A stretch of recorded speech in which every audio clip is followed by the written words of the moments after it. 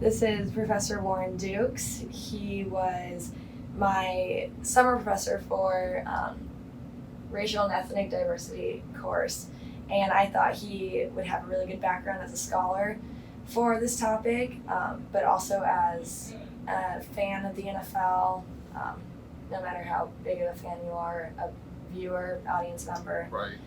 Living in the Midwest. Yes, and to add on to that, yes, I am a fan of the NFL.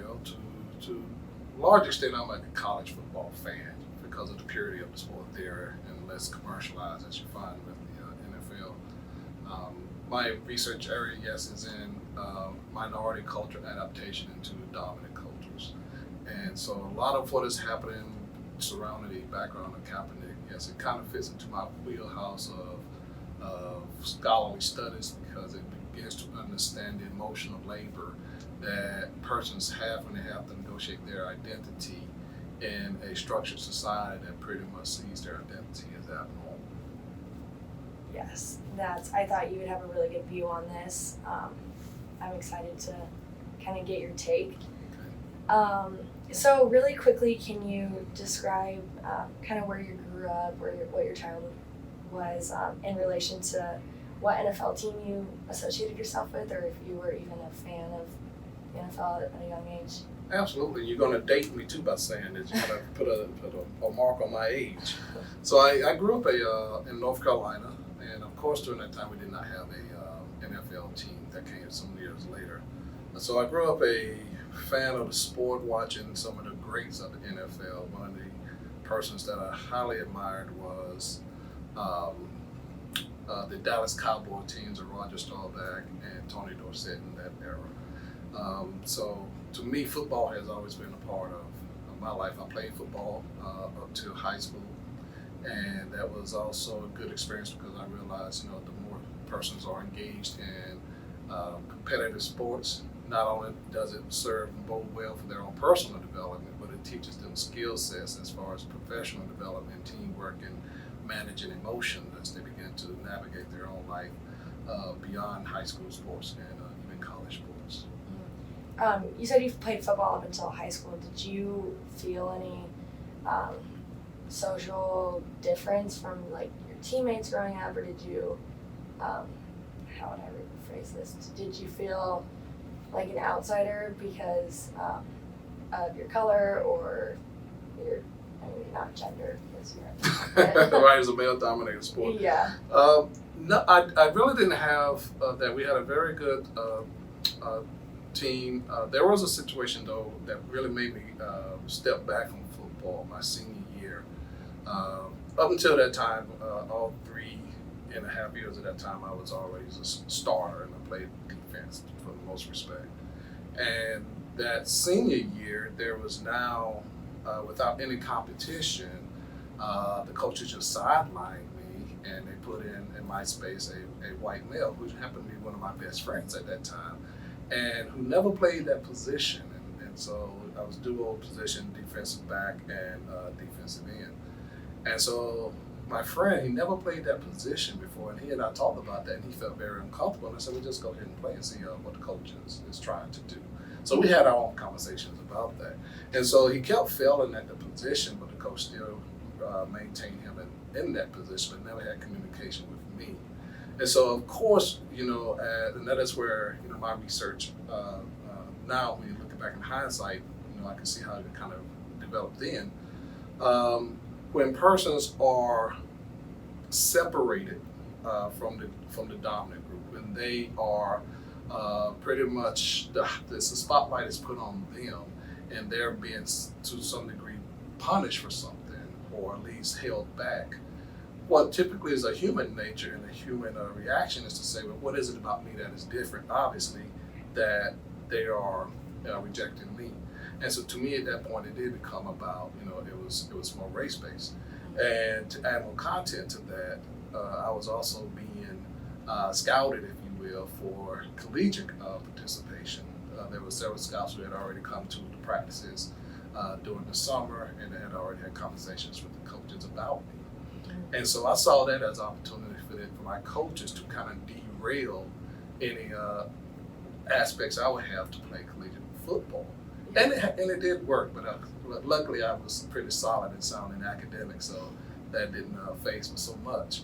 But it kind of put me back as I talk about it now to see how human nature, and this is what I teach in my class, we always look for that one thing about us that stands out to make us appear to be the target.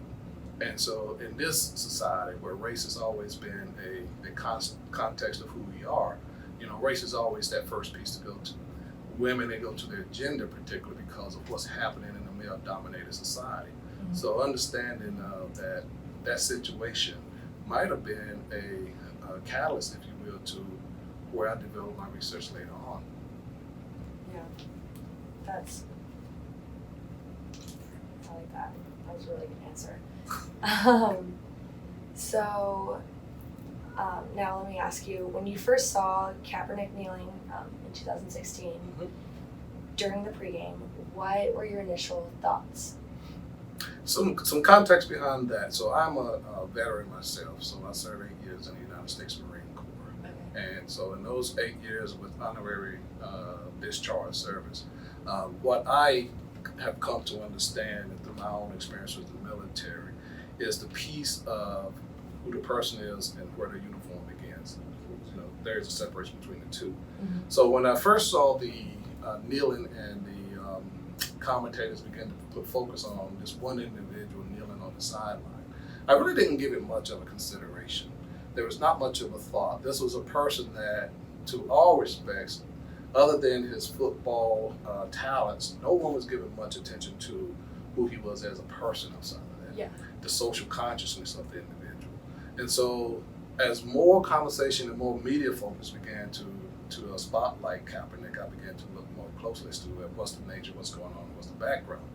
And we have to understand the conditions and the climate of the society at that point in time. For during that period of time, there was a heightened awareness to the many police-involved shootings in the United States where majority white police officers were using deadly force against black males.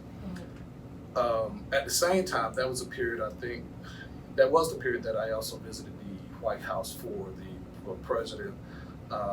That's prior, some more context. Prior to that situation, I was a part of the President's task force, if you will, on police development. In other words, how do you begin to take what's happening with the heightened attention to police-involved shootings in the communities and begin to plot a new vision, if you will, for policing in America. So visiting that task force, we were looking at the problem. The problem was, what is the tension between the police and the community? But the problem with these conversations, they typically stay in-house. And so the large context of society did not understand the context of the police-involved shootings as was discussed in this task force meeting versus what they're seeing on TV. And so now you have Kaepernick now becomes that symbol of just disrespect. And so without any context. And so when I began to look at Kaepernick and put it in the context of where those meetings were, that one meeting I had in the White House, I saw two sides of this coin. I saw what the real issue was because you had police representatives throughout the country in this room talking about the problem. And I see this individual now who becomes the visible symbol for a social target, not necessarily the problem. Mm-hmm. And so Kaepernick, to me, was doing something, not that he was seeking to get a large following behind him. He was an individual who decided on his own individual terms, without trying to influence anyone else, that I am aware and conscious to a problem. Yeah. And I have context to the problem. And I want to use my platform to begin to say that this symbol of what America means and stands for is not fully representative of all persons who are citizens of the United States. And to me, and to Kaepernick, he said to me that is the problem. And I want to bring awareness. And so if the media would have been taking time to just have conversation, dialogue, as we talked about 310 class, they would have gotten to understand the context of the problem in which he was protesting, not necessarily the symbol in which he was protesting. And so you had a message that was lost because now in this society, we don't like to tackle things from a critical consciousness standpoint. Mm-hmm. We like to just attack people and not necessarily the problems that are associated that people are trying to influence.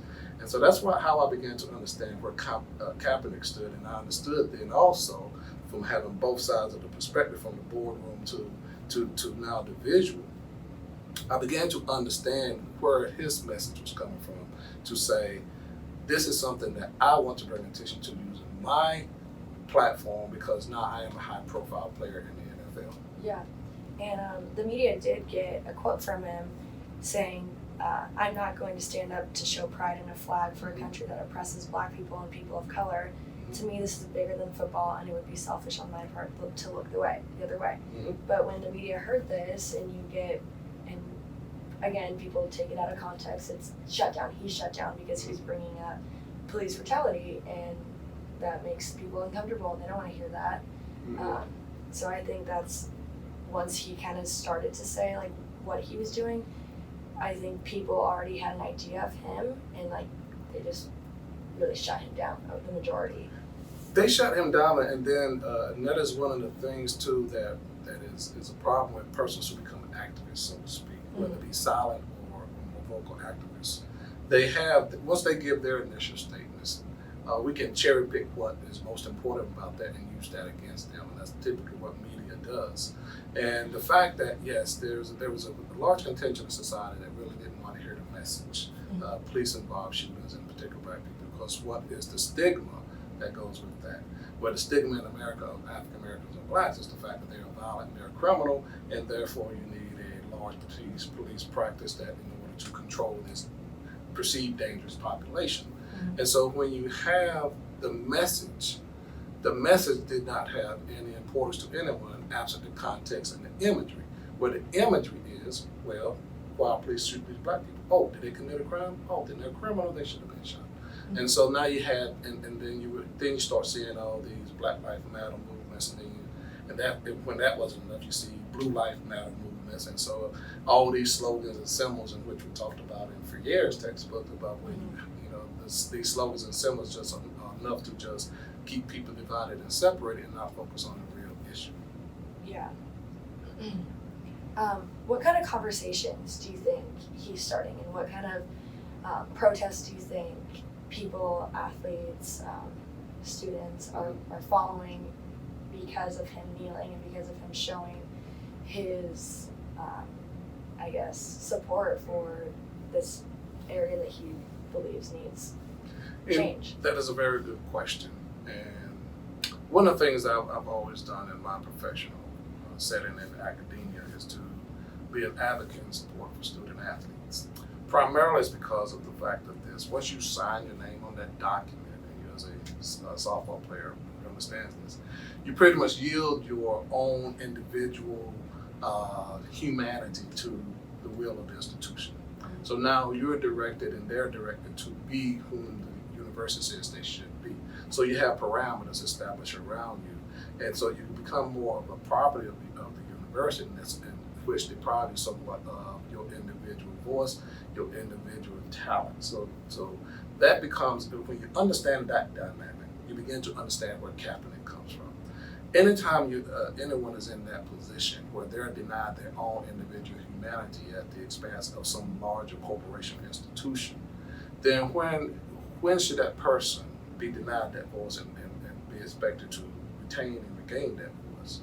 And so what he has done, if you really look into the message more thoroughly and clearly, he is exposing more of the social problems we have and institutional problems we have when it comes to corporized or the incorporating of people through symbols and ideologies. And that's what America pretty much has done when it comes to looking at what it's done with the flag, the national anthems, et cetera, et cetera. They become incorporated, institutionalized symbols that pretty much, in the words of our class, makes people just act when they see it. So you're told to stand, you're told to put your hand on your heart or take your hat off, et cetera, et cetera. Those are just, those teachings that, when you see these symbols, you respond. But whereas the individual now in that, where it says, well, wait a minute, let me begin to examine the fullness of what it means to stand in silence, salute this flag. And if the words that are uttered during the singing of the anthem is one of equality for all, and all men are created equal, and that all persons are citizens, then if I see and we truly understand as a society that there's these different experiences of such equality, then am I still, as that student athlete or that person who has this power now, am I still expected to just be silent? It kind of came out with LeBron James when one of the Trump administrators, I forget the person's name, told him to just be quiet and dribble. Well, it's the same philosophy. You're just an athlete. You should not have a social consciousness. You should not be a voice. You're being paid to play a sport. You're being expected to be just that athlete. Your intellectual contribution to the social ills and problems of this society are not welcome. Stay in your place. So America has always had this stay in your place mentality when it comes to individuals who develop this social awareness and consciousness that the words of which we utter in our commitment to this country have not been those that are being fulfilled on the side that shows that persons are being treated differently still. Yeah, definitely. You were explaining how you were a Marine for 8 years. So you went representing our country equally as an American. Is there any specific incident where you felt oppressed by the guys or women you were working with, or maybe people you were working under? Yeah, and that's one of the things that gave me a very bad taste about the military when I first got in. There are two situations I can really name. You become aware of the required patriotism and the required just be silent and act mentality that goes into the military. I recall being in training, and being from North Carolina, everyone who is east of the Mississippi go down to South Carolina and to Parris Island for training. And when you look around and see who's around you, without fail, I saw individuals who are from a little different economic background than myself. I grew up in probably what you call a middle class household, but I was around individuals who were less middle class. And when I went into the fleet, you saw persons who were also less middle class, and those persons were being directed into what we call them, the foot soldiers, the grunts. And whereas, you go knock down the wall and you just knock that wall down to a false mentality. Don't think, just act. But I was a critical thinker, so I always questioned authority. I was like, really? Is that the best we can do? So I was never the one to just follow suit, and so I had a better understanding of where I wanted to go, and that's my direction I kept. But there was a situation that when I was down in Camp Lejeune, North Carolina, for a training, we just got on base, probably within a week's time, didn't know anybody, about a week's time. And the guys who was living in the barracks with me, it was, if I recall it correctly, it was around a holiday weekend, might have been 4th of July or something. So they were going out to the bowling alley. But one of these guys, I didn't know was just a complete alcoholic. And so this guy had already, prior to my getting there, had several what we call office hours and meetings with, the commanders, and he was on his last leg as far as being kicked out of the military for that. But I was hanging out with him and this other guy that night. We went to the bowling alley. I was bowling, and the other guy was bowling. This clown, he decided he was just going to stay over there and drink beers. And so he got sloppy drunk. And it was time for us to go back to the barracks. It was getting late. The third guy, he departed on his own way. So it's me escorting this guy back to the barracks. Well, he wanted to stop at the PX for some more alcohol. And it's foolish me. I'm saying, no, we don't do that. And then he didn't have any money on top of that. So, and this is a white guy from Massachusetts. So he was sloppy drunk, didn't have any money, but wanted another drink. I said, okay. So we go into the PX, and I'm going to buy him his beer. We go to the cooler, we get the beer, we stand in line. It's a long line. And he's just getting belligerent, he's getting loud, et cetera, et cetera. Long story short, he gets into an argument with a staff gunny who was in front of us. No, I'm sorry, he was behind us. And I'm just standing there trying to calm the situation. Man, just be quiet. Let's pay for this, we're gonna get out of here. But he's still mouthing off. I get up to the counter to pay for the alcohol with this guy. And the gunny says to the person, the attendant, says, don't worry about ringing them up. I've already called the MPs, they're on their way. And I was like, the MPs? What in the world? And so he runs. And imagine this is a guy who's already got drunk about 2 weeks before, who jumped off the second floor of the barracks and already had a bad leg. So now he's run gimpy, and of course they catch him. I stand there and try to pay for the beer. The young lady says she can't take the money, so therefore she doesn't take the money. And I said, okay. I left the money on the counter and I left. And then I get back to the barracks later on that night, and I'm awakened by the MPs. And they take me down to, the office and everything, and all of a sudden I'm being brought up on charges. And so we go before the company commander, and the person, I call him Joe, the person who was drunk that night, is leaving the barracks. His time is up in probably about 3 to 5 days. And so they just give him a few days of isolation in his barracks. But me standing there, this colonel just undressed me right there.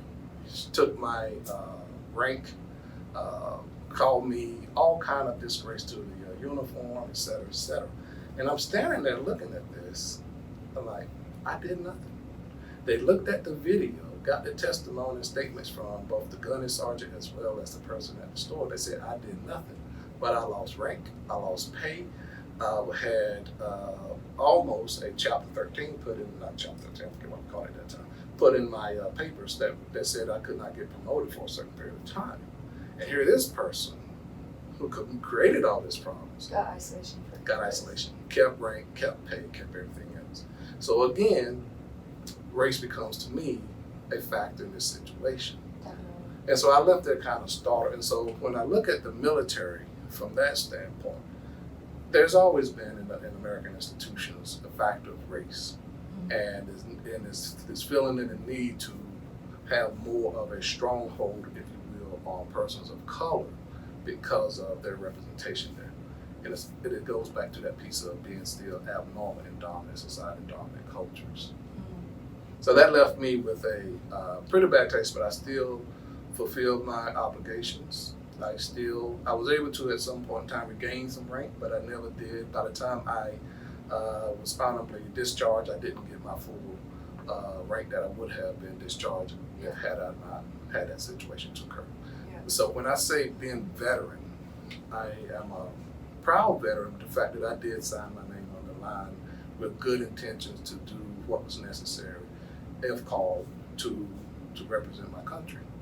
But at the same time, being a member in the military, I was able to see that even though I had my great intentions to be 100% the quality bring that was expected, there were still question marks on me and how much they wanted to support me. Yeah. Sorry for that very long story. No, that was really good. Thank you. So going off of that, U.S. Army veteran Richard Allen Smith heard about people burning Kaepernick's quarterback jersey because of him kneeling during the anthem, obviously. And he made a statement saying, with the troops and veterans being the reason of the jersey being burned seems ridiculous. Being used wasn't a new feeling. Smith said politicians and corporations often use the military and its servicewomen and men for promotion, which leaves some veterans like Smith feeling like props for people who haven't made the sacrifice, but want to cloak themselves in credibility and naming themselves American, if you will. So he wrote a letter, basically, in short, saying that he supports Kaepernick for using his freedom of speech and his platform for trying to create social change, whatever it is. He got an incredibly diverse list of people to sign this letter from the military. every branch of the service is representative here. There are Black people, white people, Latinos, Native American persons on here, gay veterans, straight veterans, female, male, and all from coast to southeast to southwest.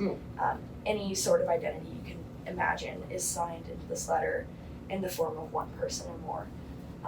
So kind of going off of that, and you being a vet, what do you think? Would you agree that Kaepernick was, would you say Kaepernick was, honoring the military, not, talking down on it, disregarding it, and the people who served? Right. I as you read the comments of the letter, I really understand their support. Primarily is the fact that since 9/11, this country has been called to great patriotism by persons who have served and those who have not. The ones who have served has realized that their sacrifices to really go forth and do what is asked of them has come to the expense of the lack of support and the lack of respect to some degree that the government has shown them in return. We look at how they return home and the resources and support that they are denied. And so there are a lot of issues that what they're speaking in there is the fact of this. As we as veterans and as they as veterans look at what Kaepernick has done, they are able to separate the man from the protest. And they see the man as one who has respect for the service of persons in uniform. Because again, if you look at, I think to that respect, if you look at Kaepernick's social engagement, he has done things in support of the military and the personnel. What they're seeing is, no, he is more of a protest to the symbols that represent the country, not the military and the personnel. So to not stand, to not salute is not a disrespect to me if I understand your position or in your platform. And I think that's where they're coming from. So I don't think Kaepernick and his intentions sought to do anything to disrespect persons who serve the country. I think he has the utmost respect. If I have to put myself in his mind, I think he has respect for that. But what he's able to do is separate the symbols of the country from the personnel and the actual military personnel themselves in the military institutions. He's more so talking about the philosophies and ideology of the country, the philosophies and ideologies of the flag. And if you look at that is a different message than saying the philosophies of the military and what they do. And so there's no formal attack there that I'm aware of that would show that he attacked them. In that regard, yes, one of the things as a veteran I hate and I detest is thank you for your service. It becomes a slogan that you hear a lot. So persons go, I don't flaunt the fact that I served in the military. Yeah. So when it comes out, so like at every now and then I get something from the university about a tailgate at a football game, and the veterans will be there to get tickets to the game, and we want you to be on the field, to welcome the team out when they come out the locker room, et cetera, this, that, and the other. Well, that's showcasing to me. I can understand to some it might be showing some level of trying to show gratitude for your service and your dedication and your commitment. I get that, but that's a lost message as well because veterans are they're in need of more than just a pat on the back and a ticket to a game. They're in need of support. I have friends who are right now suffering from PTSD. Who one in North Carolina that was I think about very often because I hadn't seen him. One of the times I saw him in North Carolina, the last time I saw him, I didn't see him prior to us even being in the military together. And when we met each other, we were in a grocery store just one night. I saw within him despair, and he was talking about what he was going through, the suicidal thoughts that he was having, and the denied service that he was provided through the VA. And even through doctors, and they were just throwing medications at him, but to the point they were not addressing his real issues. Yeah. And so when you compound that by the millions of veterans, the thousands of veterans that has come home from whichever war, or even a non-war, who have experienced some level of not being able to reintegrate into a normal society, and then trying to lean on the institution of the military, the governments to try to help them. They're not receiving the help. So the slogans of "thank you for your service," that doesn't do anything when their home life and their personal life, even their professional lives, have been disrupted, and there are no resources or limited resources to get them back on their feet. To the point when you look at our governments, they have cut military support funding, and even this current administration has secretly done some cuts. So when we look at what the support means, yes, they are feeling their own victimization. So I'm feeling victimized, and I see the corporate influence that are within the military actions and behaviors. Then how can I look at this person as being disrespectful to me? He's talking about those symbols. Yeah. That's all I have for today. Thank you so much for meeting with me. I didn't know you were a veteran. I didn't know you served. So having like that background just made this like so much better than I was expecting. So I'm glad to offer a service to you. Glad to help you. yeah, no, thank you so much. I really, really appreciate it.